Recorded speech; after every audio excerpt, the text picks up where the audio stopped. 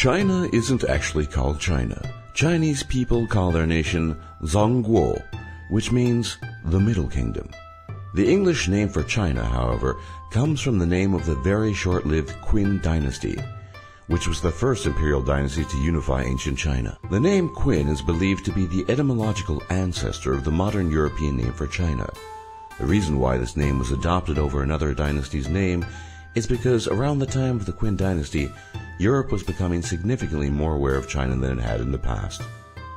The Chinese Han dynasty and the Roman Empire were in fact very much aware of each other. While the vast differences between these two famous empires meant that the two could only communicate indirectly, the two empires nevertheless frequently came into contact with each other. This is because around the same time that the Romans were attempting to expand deep into the Middle East, the Chinese were making military incursions into Central Asia. However, because of the powerful empire situated between Rome and China, their mutual awareness was extremely limited at best. This, however, did not stop attempts at contact.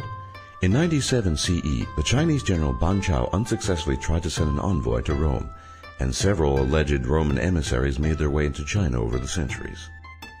Some historians believe that at one point Roman legionnaires may have even fought against Chinese soldiers. After the Battle of Carrhae in 54 BC, 10,000 Roman soldiers were captured by the Parthian Empire.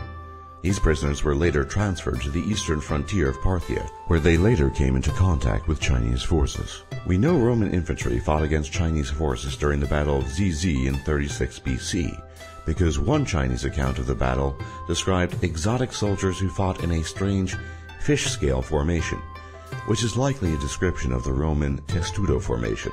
During the Battle of Zizi, Chinese forces prevailed over the Parthians, and the remaining Roman soldiers were apparently captured and forced to resettle in the village of Liquian in Yongchang County, China. It is possible that the village of Liquian is in fact named after the Roman word legio. DNA evidence appears to back these claims up, as later investigation into this strange village found that a few inhabitants of modern-day Lycia had DNA from a Caucasian origin. You can't even watch this video in China.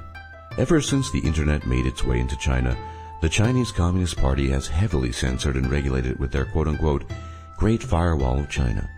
The Great Firewall of China is a massive system of censorship that blocks selected websites the government of China deems as counter-revolutionary and filters the results from internet searches initiated for computers in mainland China.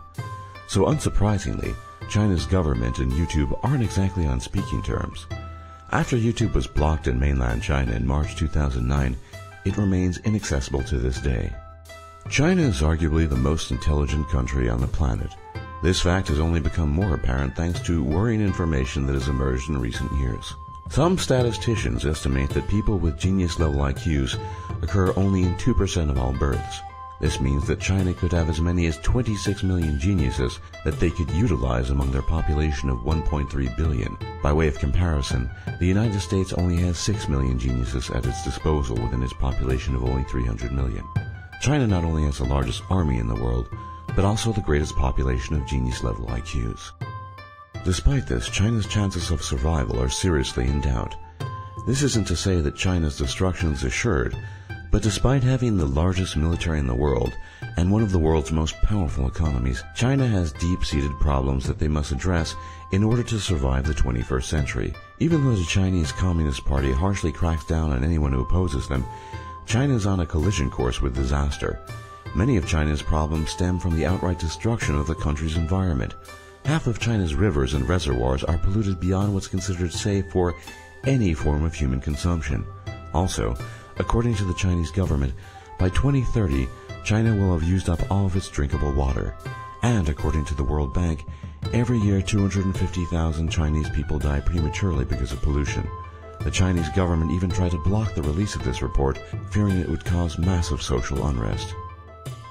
If you are a Buddhist monk in China, in order to reincarnate, you must first obtain permission from the Chinese government. Even though the Chinese Communist Party is officially an atheistic organization, that didn't stop them issuing the State Religious Affairs Bureau Order No. 5 in 2007. This decree states that people who wish to be reborn must complete an application and submit it to several government agencies for approval before reincarnating. The real reason for this bizarre decree, however, is that the Chinese government simply wants to be able to choose who will succeed as Tibet's new Dalai Lama. China executes more people every year than the rest of the world combined.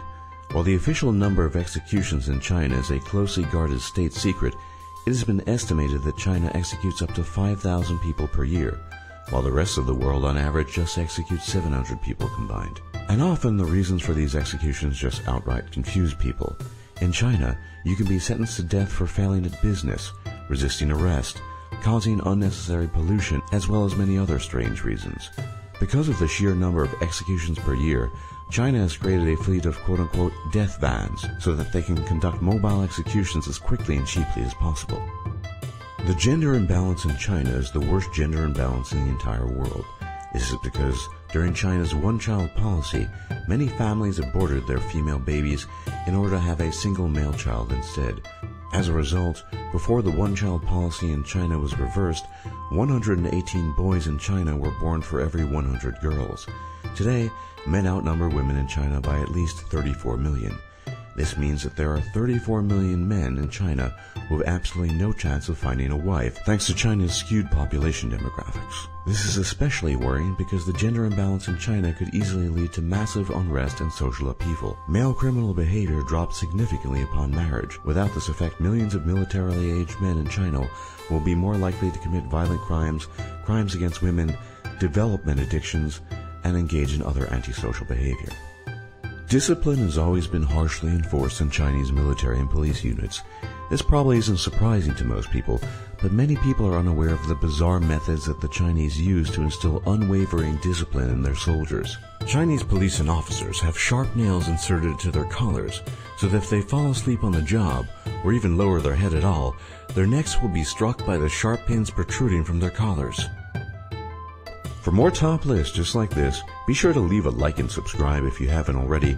And if you want to keep up with our latest videos, hit that bell icon on mobile.